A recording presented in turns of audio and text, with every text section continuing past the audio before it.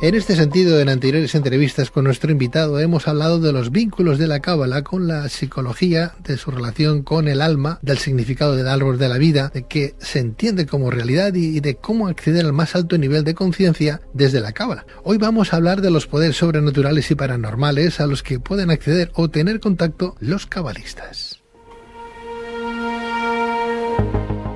Pero ¿han habido cabalistas que mediante el estudio de este pensamiento esotérico han podido realizar un milagro o un acto paranormal? ¿Qué es el nivel o dimensión de la Jotma o Yotma? ¿Es posible llegar a un nivel de conciencia que permita desarrollar ciertos poderes? ¿Cuándo o cómo se produce una afinidad energética entre dos almas? Bien, pues para responder a estas y otras cuestiones tenemos con nosotros al doctor Mario Javier Sabán, doctor en Filosofía por la Universidad Complutense de Madrid, doctor en Antropología por la Universidad Rovira i Virgili de Tarragona, doctor en Psicología por la Universidad Ramon Llull de Barcelona, presidente de la Fundación Tarbut Sefarat para la difusión de la cultura judía, profesor de Cábala, escritor y autor de numerosos libros como por ejemplo La Cábala, la psicología del misticismo judío de la editorial Kairos. Doctor Mario Javier Sabán, muy buenas noches y bienvenido. Buenas noches, ¿cómo estás, Pedro? ¿Todo bien? Encantado de saludarte nuevamente, doctor. Un placer. Gracias. A ver si hoy podemos acabar las materias. Yo creo que Pedro se ríe solo de sí mismo. Yo ya no intervengo aquí, ¿no? De que te desvías. ¿Sabes cómo se llama desviación en hebreo? Dime. Desviación en hebreo es satá. El satán te desvía. ¿Al satán? Sí, desvío al Entonces, satán. cada vez que vengo aquí a que me hagan una entrevista de un tema, alguien me desvía, pero no sé quién es. Debe ser el satán. Acabamos hablando de todo, pero de lo que teníamos que hablar. Bueno, eso tendría que a ti que complacerte, porque significa que no eres una persona que vas con aquellos orejeros, ¿no? Que dicen, bueno, es que este señor solamente puede hablarnos de esto y no me puedo salir de aquí, porque si no, ya no hablamos de nada, ¿no? Es fantástico. Contigo se puede hablar absolutamente de todo. Mira, el tema que decimos en Cábala es que cuando hablamos de Jochma, justamente tú estabas hablando de la sabiduría, que es donde nosotros situamos la profecía, tiene un problema, que es la organización conceptual. Por eso hablamos de dos niveles de expansión de la conciencia. El nivel de expansión grande, o la gran expansión, que es lo que llamamos en hebreo Mohim de Gadlut, que en realidad cuando se expande tanto uno se puede perder. Y viene a colación de que justamente siempre estamos con diversos temas que nos vamos perdiendo, pero en realidad uno se pierde para encontrarse. En realidad los cabalistas dicen que la redención, el primer paso de la redención es el exilio. Con lo cual cuando la persona dice estoy perdida, y yo digo que bueno, quiere decir que empezó la redención.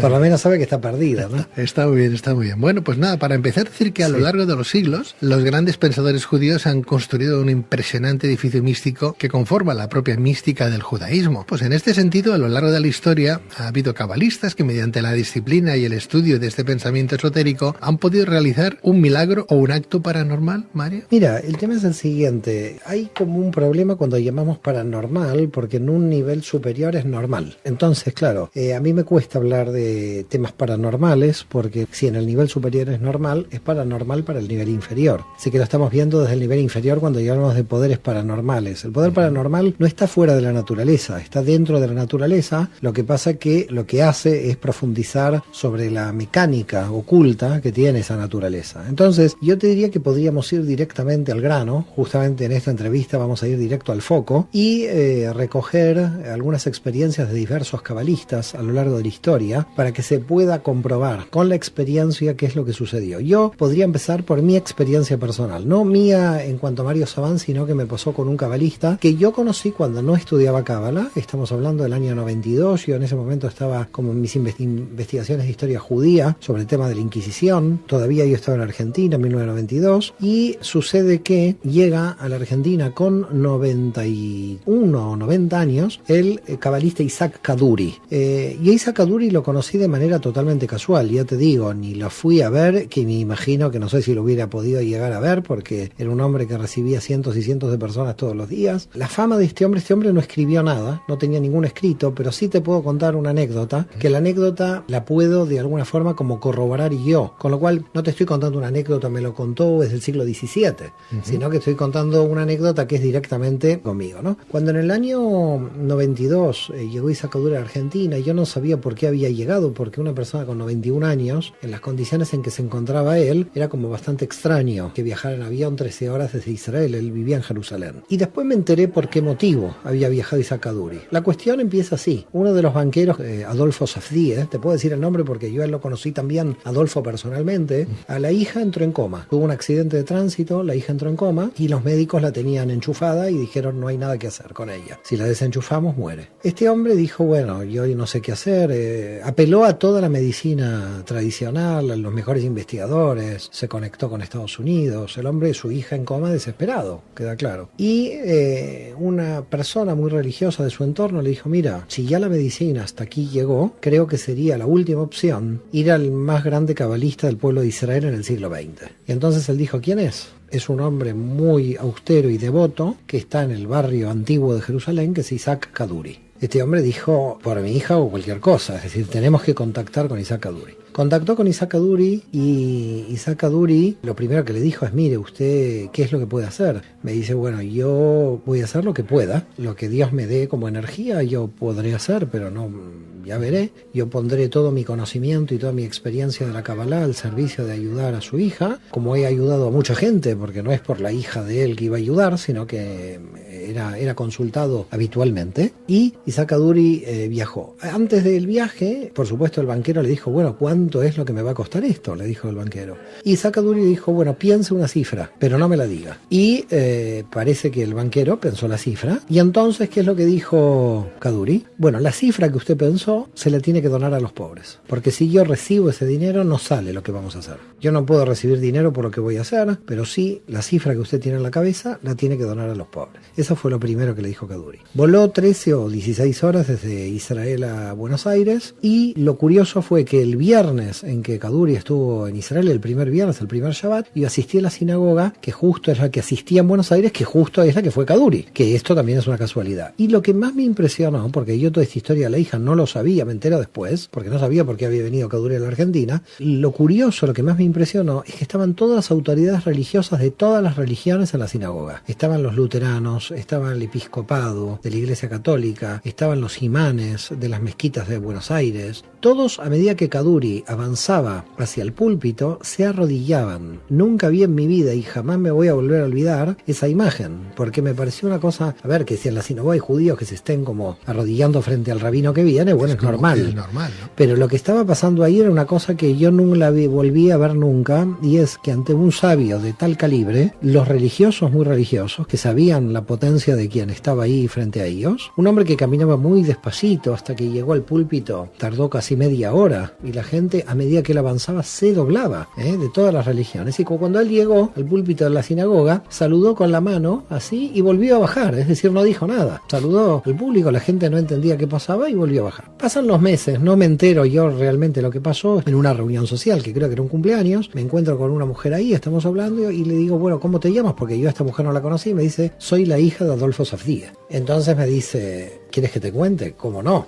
Yo estaba, a ver, esto no es chiste, esta mujer estaba en coma. Me dice, bueno, yo te explico lo que pasó. Por supuesto, toda la primera parte, que ya lo sabemos, y Isaac Kaduri pidió que la habitación de ella esté totalmente oscura, que él iba a entrar ahí con unos libros de Cábala que tenían que relación con los nombres de Dios, que se apagara las luces de ese sitio y se la desenchufara. Se desenchufara ella de la máquina, y él iba a hacer una serie de oraciones en esa habitación para ver qué podía hacer. Nadie supo qué pasó en esas 3-4 horas, la chica no recuerda nada, y el hombre sale de ahí, por supuesto el padre afuera, una responsabilidad inmensa, porque la chica podía morir inmediatamente según los médicos. Sí, está desconectada, claro. Y entonces le dice Kaduri a Safdie, al contrario, Safdie a Kaduri le pregunta, bueno, ¿y ahora qué va a pasar? Y Kaduri le dice, y a los 3 días resucitará. Toma el vuelo a Israel y se va. ¿Qué pasó? Que a los 3 días se levantó. La pregunta es ¿qué pasó ahí? Primero no sabemos qué pasó ahí, porque estaba todo oscuro, y Kaduri nunca contó lo que pasó ahí, pero sí sabemos con qué libros entró Kaduri ahí. Quiere decir que tenemos los mantras meditativos de los libros, y los libros con los que Kaduri entra ahí son los de un cabalista del Yemen del siglo XVIII,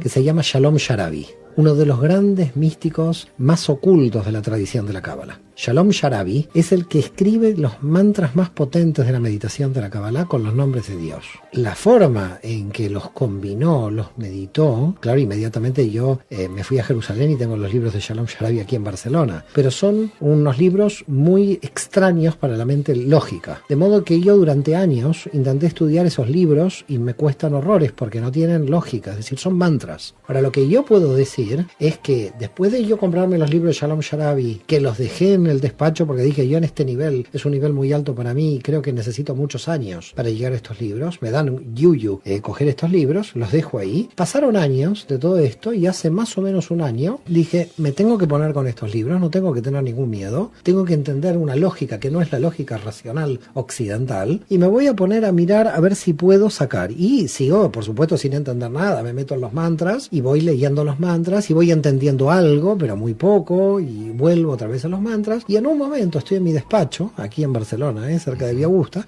y estoy aquí y de repente, y ahora ya esto me pueden ir a San Boi, de repente viene la policía autonómica y me lleva a San Boi dentro de media hora, veo una nube en mi despacho, le digo, yo soy una persona racional, he estudiado toda mi vida, ¿qué es esta nube? ¿Qué pasa aquí? Y de la nube me habla el alma de la madre de una amiga de Buenos Aires y me dice, me contacto contigo porque hay una almohada rosa en mi casa que necesito que esa almohada mi hija la vaya a buscar. No la conozco yo a la mujer, yo estoy alucinando de que una nube me hable. Yo dije, estoy totalmente loco, pero a mí me dicen de una almohada rosa en Buenos Aires, de que la hija tiene que ir a buscarla. ¿Yo qué es lo que hago? Yo digo, bueno, aunque me crea loco mi amiga, es que se lo voy a tener que decir, pero... Y se lo digo, ¿y qué es lo que pasa cuando llega a la casa? Encuentra la almohada rosa, se pone a llorar. Me podía decir almohada verde y había una almohada rosa. Esa nube que me dijo, ¿qué es esa nube? ¿Qué canal se abrió en esos mantras meditativos que yo empecé a leer? Volví otra vez a cerrar esos libros y a dejarlos en la biblioteca. Porque yo creo que hay un nivel simbólico que nos conecta con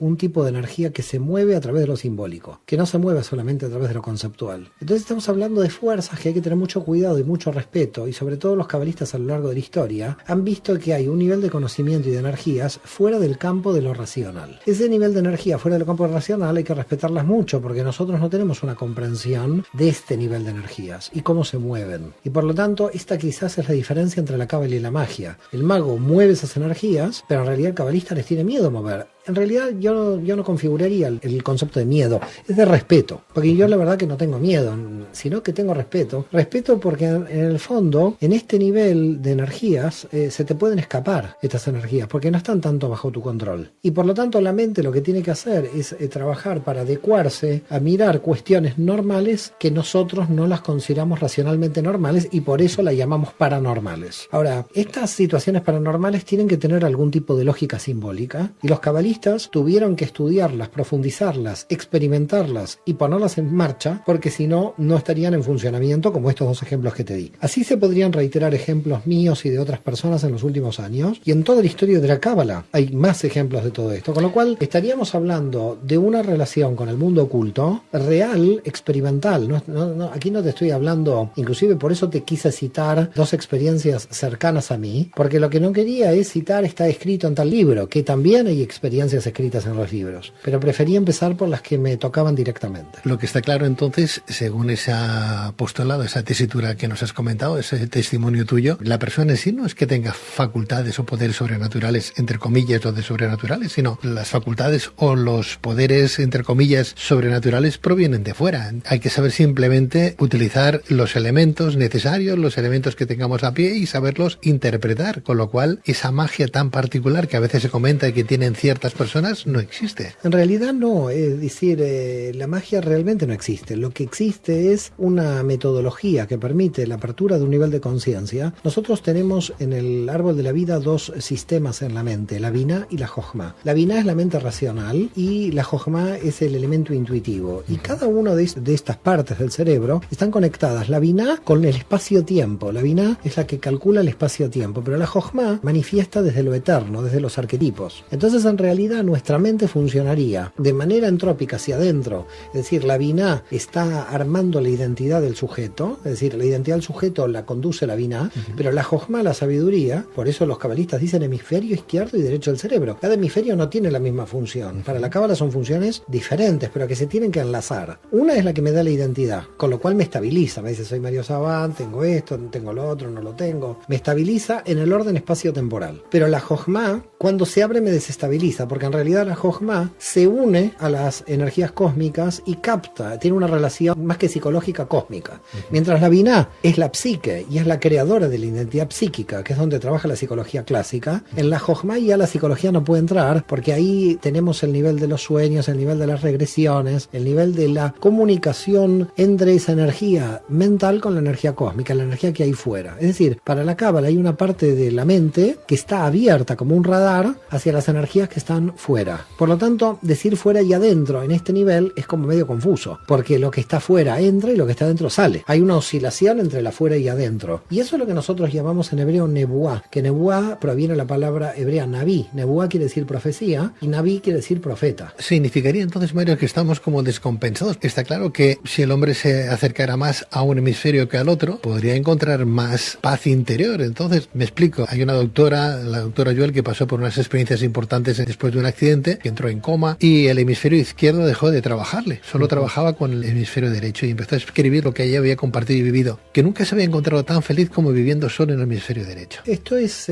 problemático, porque en realidad es verdad que de manera dual se podría decir que tenemos como una especie de doble personalidad dentro, dado que vivimos en el espacio-tiempo y vivimos en la eternidad al mismo tiempo, pero en realidad son contactos con diversos niveles de energía en diversos universos. Es decir, la Binah, la mente racional, está en relación con el universo tal como nosotros lo conocemos, pero la Jochma está en relación con los arquetipos en el infinito, en el Ein Sof. Entonces, en verdad, tendríamos como dos tipos de radares. Un radar que serían, captamos los aviones hasta 4.000 metros, y otro radar que capta los aviones que están en 10.000. Algo así, pero en realidad no es una descompensación. Es solamente un radar que capta un poco más, un nivel de conciencia más elevado y un nivel de conciencia más restringido. El único tema que se puede producir aquí es que el que tiene el nivel de conciencia restringido, que es el racionalista, crea que el otro no existe, o viceversa, que el que tiene un nivel de conciencia más abierto crea que el racional no sirve para nada. No, la racionalidad sirve en la medida en que te estabiliza en tu identidad actual, en la identidad en el espacio-tiempo. Por eso hay que tener mucho cuidado con las espiritualidades que, aumentando los niveles de conciencia, hacen que la psique no pueda administrar los elementos que ve, y por ese motivo la teología católica ha denominado a Satán como Lucifer, es el que me da luz, pero es el que me da más luz de la que yo puedo soportar. Entonces hay que tener mucho cuidado con los aumentos de niveles de conciencia, y en este sentido la cábala lo que hace es trabajar una metodología que te permita subir los niveles de conciencia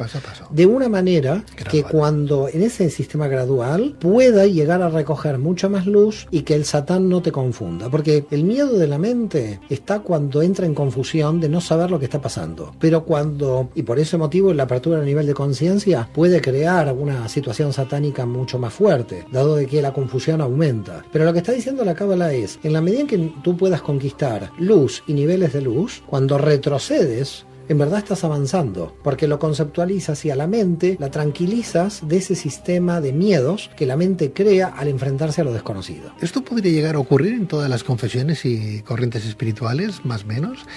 Que cada una de ellas tuviera un mantra particular con acceso directo a Dios, por ejemplo, y que tuviera esa facultad la persona que lea aquel mantra. Estoy casi seguro que en otras tradiciones tiene que existir lo mismo, porque al final del ser humano las diferencias que tenemos son solamente culturales, con lo cual en cada cultura tuvo que haber esos conocimientos y estos desarrollos. Lo que pasa es que yo me siento, digamos, cómodo en la cábala porque tiene un nivel de racionalidad que me permite estar tranquilo en el nivel racional. ¿En qué sentido? En el nivel de la Binah. ¿Por qué? Hay mucha gente que ha pasado, por ejemplo, por la antroposofía o la teosofía. Son sistemas modernos, son sistemas de apertura del nivel de conciencia, pero son tan rápidos en la apertura del nivel de conciencia que la gente, si no tiene una estabilidad psíquica en su identidad, puede enloquecer. Y enloquecer realmente, no es enloquecer de chiste. Entonces, Yo creo que lo primero que hay que trabajar es mucho la estabilidad emocional, mucho el centro de la persona, porque la apertura de nivel de conciencia la va a descentrar. Es un sistema de descentramiento del yo. El yo se va a perder en esa apertura del nivel de conciencia. Por lo tanto, hay que darle garantías a la mente de que no se va a perder. Tenemos que tener a la mente de aliada, no en contra. Hay espiritualidades que creen que la mente hay que dejarla hay que hacerla cesar para realmente entrar en estado de meditación. Sí, hay que hacerla cesar para entrar en estado de meditación, pero luego de la meditación hay que traer esa meditación para que la mente lo comprenda y la mente no tenga miedo. ¿Hay un inconsciente colectivo? Claro que sí. ¿Podemos acceder a ese inconsciente colectivo? Algunos lo llaman archivo acásico. Sí, en la Kabbalah se llama Atzilut. ¿Existe? Lo estudiamos. Cuando uno entra ahí dentro de ese archivo acásico, ¿qué es lo que encuentra? ¿Qué es lo que ve? Información de todo el mundo que está ahí, información restringida para unos pocos, restringida también por parte de ciertas personas que podría estar toda la información, pero está solamente una parte. ¿Qué es eso? Mira, si yo hubiera entrado ahí, te lo diría. Lo que pasa que el único que entró para la Cábala es Rabbi Isaac Luria, el santo Ari, es decir, el Ari Akadosh. Él sí dicen que entró en Atzilut. ¿Cómo él describe Atzilut? Él dijo que para describir lo que sucede en Atzilut no tiene conceptos para describirlo, y que la descripción que puede llegar a ser de lo que él vio en Atzilut son formas geométricas. Es decir, él dijo que vio el mundo de los puntos, las rayas, los círculos, pero que no lo pudo explicar a nivel conceptual. Este es el que volvió a Atzilut, el que nos dijo, el universo de Atzilut se explica por la geometría. ¿Un gran holograma? Sí, pero geométrico, por lo tanto no puede ser conceptualizado, tiene que ser simbolizada por la geometría. Te escucho y claro, sobrecoge no solamente la formación que tú tienes sobre el particular, sino además el convencimiento con el que hablas, ¿no? Yo no estoy convencido de lo que hablo, yo lo experimento, ¿eh? Hay que vivirlo para estar convencido, o sea, uno llega a esa fe gracias a tener una experiencia propia de vida. Y yo estoy casi totalmente seguro de lo que tú estás diciendo, porque yo puedo explicar el embarazo, pero nunca tendré la sensación de estar embarazado. Por lo tanto, mi conocimiento de un embarazo será imposible con respecto a una embarazada. Es imposible.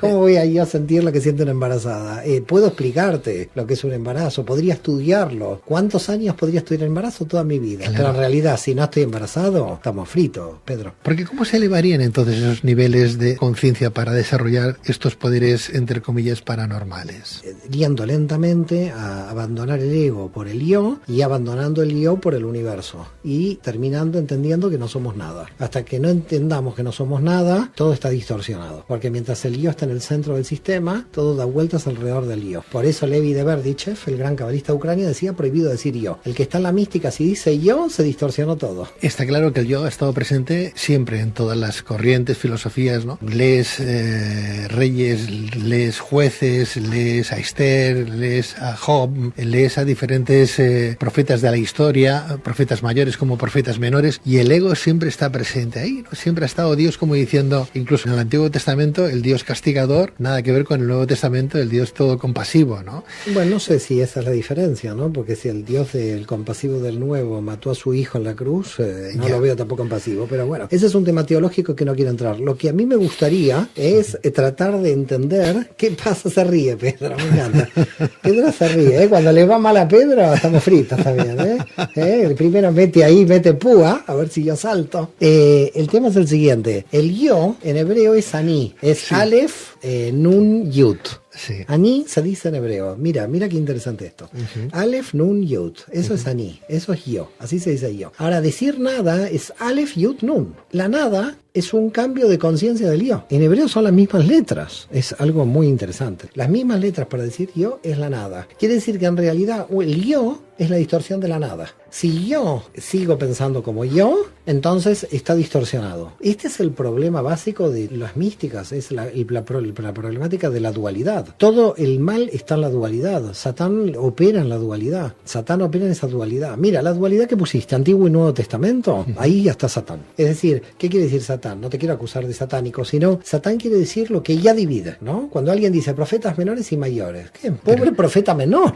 El profeta menor, ¿entiendes? Eso está en la Torá, está en la Biblia, ¿eh? Sí, no es una cosa que yo me invente, está ahí, profetas mayores y profetas menores. Está bien, pero que tú sepas que cuando se escribió la Biblia no le dijeron a un profeta usted es menor, ni usted es mayor. No, está claro, es una distinción que se hace en función a los versos, a la prosa, a los libros que tenga escritos. Por eso cuando nosotros clasificamos, metemos el mal en el mundo. mundo. Cuando nosotros metemos el límite, ponemos el mal en el mundo. Cuando nosotros dividimos, ponemos el mal en el mundo. Por ese motivo, los grandes místicos llegan a la conclusión que mejor no hablar, porque cada vez que hablamos estamos dividiendo.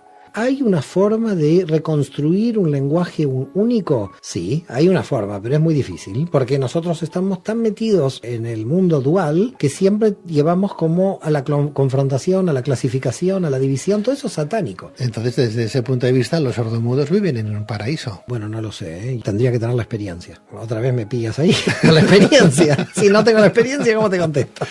En cualquier caso, Mario, tú has tenido una experiencia y mucha gente que ha tenido otras. Yo creo que todos, de alguna que otra manera, a lo mejor solamente tenemos que pararnos a mirar y a ver, ¿no? Las dos cosas, no solamente a ver o a mirar, ¿no? Sino a ver y a mirar y observar con detenimiento lo que nos está pasando en la vida. Más de uno puede tener o ha podido tener alguna que otra experiencia, por llamarla sobrenatural, ¿no?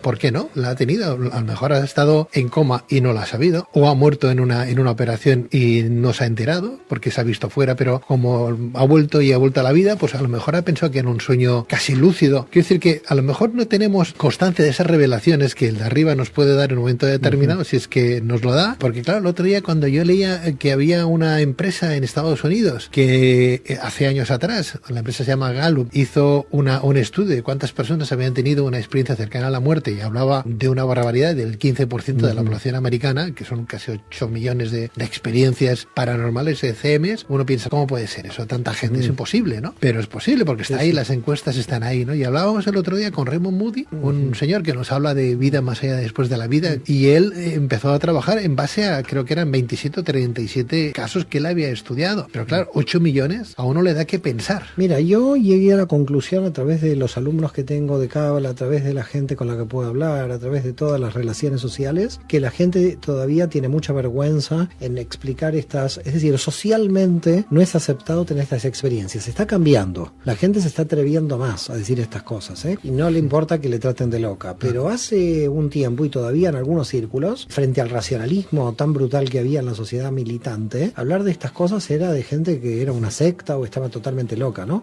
Yo creo que la gente está, mira, esto lo describe muy bien todos los libros de la editorial K2 de Ken Wilber, el gran psicólogo transpersonal, porque en realidad lo que él descubre es que así como Freud explica la represión de las pulsiones animales, de las pulsiones biológicas, lo que hemos hecho también con todo este tema del conocimiento intuitivo es la represión de los niveles arquetípicos superiores. Es decir, la mente le ha tenido miedo al cuerpo y al sexo, pero también la mente le tiene miedo a las energías cósmicas. En realidad la mente, como intermediaria entre la pulsión animal y las energías cósmicas, tiene miedo a lo de arriba y a lo de abajo. Si no lo entiende... Porque no lo entiende, claro. Entonces, por eso digo que yo creo que el aumento de la comprensión que hay que hacer a través del estudio de la Kabbalah, por lo menos en este sistema, hay muchos sistemas, pero en el sistema que yo puedo conocer, lo que hace como bondadoso es preparar a la mente para ponerla en funcionamiento de conceptualizar lo desconocido. Si la mente no conceptualiza lo desconocido, la mente huye de lo desconocido y por lo tanto aparece el miedo. El miedo no es ni más ni menos que la huida de la mente de situaciones que no administra porque son desconocidas.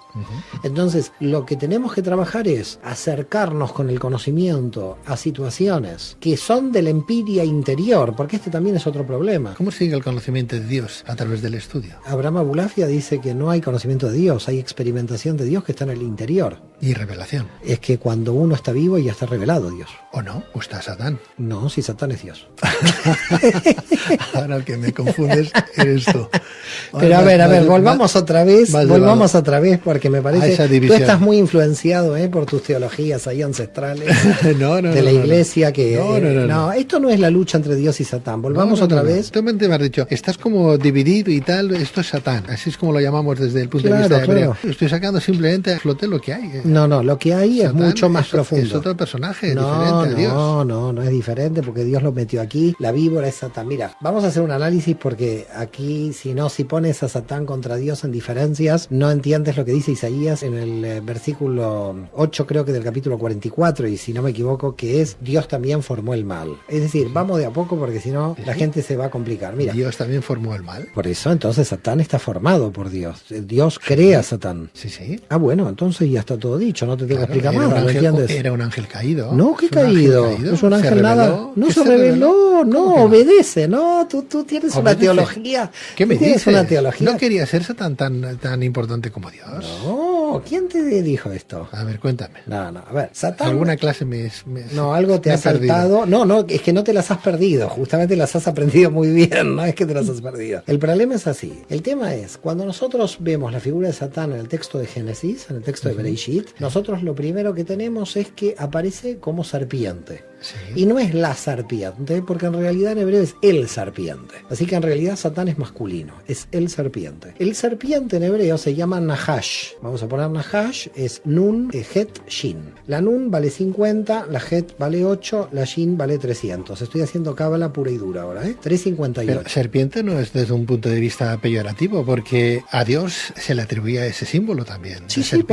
por eso yo estoy... serpiente y Dios era la misma figura. Claro, pero por eso yo te estoy mostrando lo que dice la cábala del tema de la serpiente. Entonces, 358 es la numerología del Nahash, que es la serpiente. Y la numerología del Mashiach, que es Mesías, es 358. Es Mem 40, Shin 300, Yud 10, Het 8. 358. La potencia de la energía del Mesías es igual a la potencia de la energía de Satán. ¿Qué quiere decir entonces? Satán y el Mesías están dentro nuestro porque la misma energía, si yo la coloco bien, es el Mesías, si la coloco mal, es Satán. Satán quiere decir lo que se desvía, y Dios te pone a prueba con la desviación. No es un contrapoder, ni se ha caído de ninguna parte Satán. No. Satán obedece las órdenes de la desviación. Sus órdenes a Dios es: no te rebelas, obedeces porque tu función es la desviación. Me desvía, me intenta desviar a mí, yo no me dejo desviar, y entonces cuando no me dejo desviar, Satán está contento, porque cuando no se cumple lo que él me quiere hacer,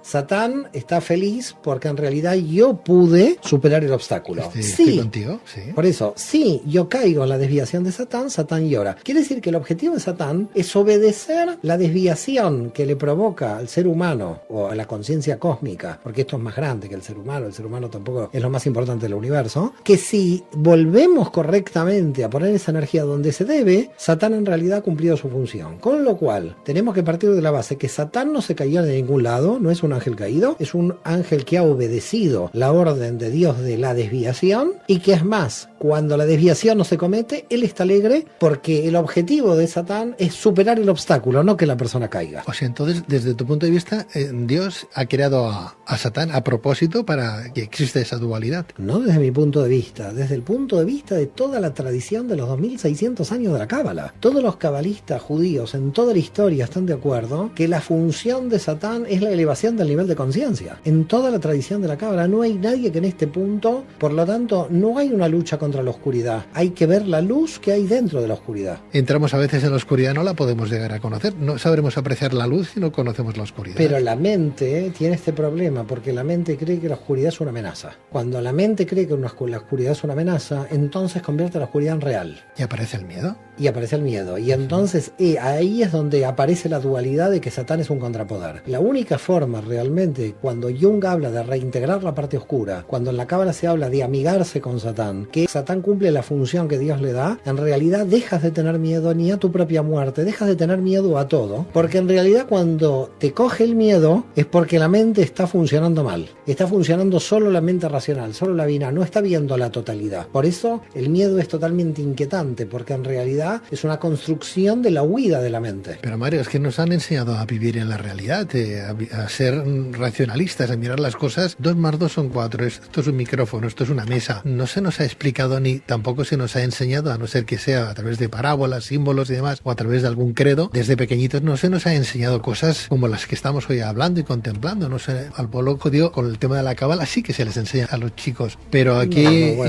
No es tan simple. El tema de la cábala en general es después de los 40 años. Pues nos hace falta que nos enseñen también los valores. Nos hace falta que nos expliquen que no hay que tener miedo a la muerte, que hay trascendencia, que hay vida más allá. Ese tipo de cosas no se enseñan en las escuelas. Y como no se enseñan, nos producen miedo. Por eso, mira, si tú piensas qué es lo que se enseña en la escuela, es lo que yo quería explicar antes con respecto a la empiria interna y empiria externa. Es decir, empiria externa es cómo se hace el micrófono, cómo se hace la mesa, qué es la matemática, la geografía. Pero entrar en la interioridad de la persona, esto nos enseña. ¿Quién es el que sufre cuando uno es adulto, que empieza a tener relaciones sociales, relaciones de pareja? La gente sufre a lo loco. ¿Por qué motivo? Porque en la escuela te enseñan matemáticas, geometría, todos los países, todas las capitales. ¿Y esto de qué te sirve si en tu interior no te conoces ni quién eres? Es decir, la escuela, de alguna forma, lo que ha creado es un banco de información. Tienes las herramientas para defenderte en la sociedad, en el campo económico, pero tienes un tema emocional, tienes un tema interior, tienes un problema de la identidad. Todo esto es curioso, pero el hombre lo ha dejado de lado, y creo que muchísima cantidad de personas hoy estamos en los caminos de la apertura, del conocimiento interior, desde todos los sitios, mindfulness, el coaching, la teosofía, la antroposofía. Hay 1000 grupos de todas las tendencias que todos los que están tratando de hacer es, señores, a ver, la matemática muy bien, la física muy bien, pero nos estamos perdiendo la interioridad, que es el fractal del universo. Es decir, si no tenemos la interioridad, todo lo que estamos construyendo no tiene sentido, porque si no, esta sociedad occidental va a ser la Torre de Babel. Es decir, estamos construyendo las superpirámides, ¿y para qué? ¿Cuál es el sentido? Porque al final, cuando tú hablas de trascendencia, estás hablando del sentido de todas las cosas. Entonces, el sentido de todas las cosas es donde uno se tiene que enfocar. Cuando uno se enfoca en el sentido, todo es felicidad, porque todo tiene sentido. ¿Cuál es la desesperación del ser humano actual? Que no le encuentra sentido a la vida, que no le encuentra sentido a las cosas, que no le encuentra el gusto a nada. El nihilismo se ha establecido de una manera tan brutal que la gente no es feliz. Tiene momentos de felicidad, pero no es feliz en su estructura. Pero para ser feliz en su estructura, cuidado, hay que trabajar mucho. Ausencias de miedo.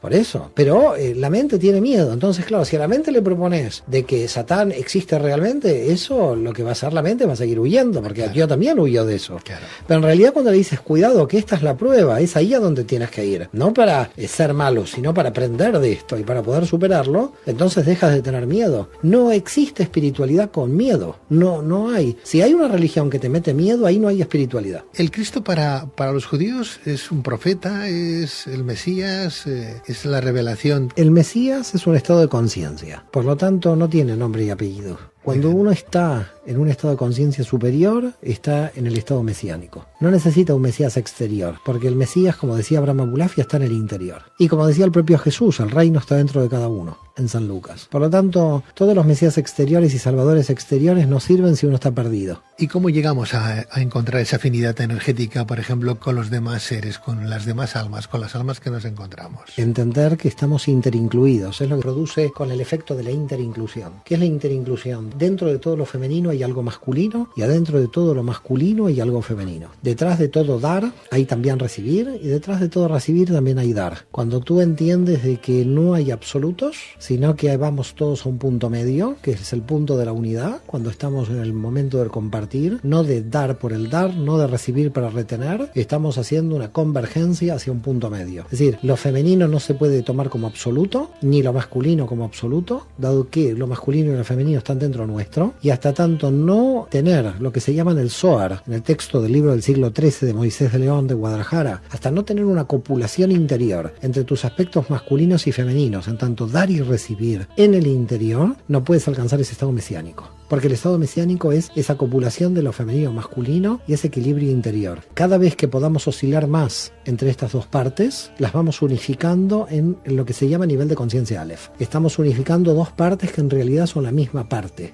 Solamente que lo que tenemos que ver es la raíz. Mira, Yosef Karo, el gran cabalista del siglo XVI de Safed, decía, hasta tanto una persona no entienda que la raíz del bien y el mal es la misma raíz, no entiende nada del universo. Mario, en relación a esa transmigración de las almas que habla la Cábala, ¿qué me dirías? Mira, el que trabajó mucho la transmigración de las almas en un libro en hebreo que lamentablemente no está traducido, se tendría que traducir, es Jaim Vital, en su obra Shaarei Agilgulim, que se llama Las rotaciones regeneración de las almas. Gilgula Neshamot también. Estamos hablando de que las almas rotan, que las almas tienen una historia anterior, que tienen una identidad anterior y que nosotros podemos, o por regresión activa, o por regresión pasiva, o que es lo que se llama regresión hipnótica, o también regresiones semi-hipnóticas, poder ir a esa identidad anterior. Se puede ver esta identidad anterior. Lo que pasa que, te vuelvo a repetir, para poder captar esa identidad anterior hay que primero tener una buena base en tu identidad actual. Una buena base de tu identidad actual, dado de que puedes desestabilizarte. Pero muchas veces sana ese sentido de entender esa alma anterior que viene rotada. No sé si me sigues.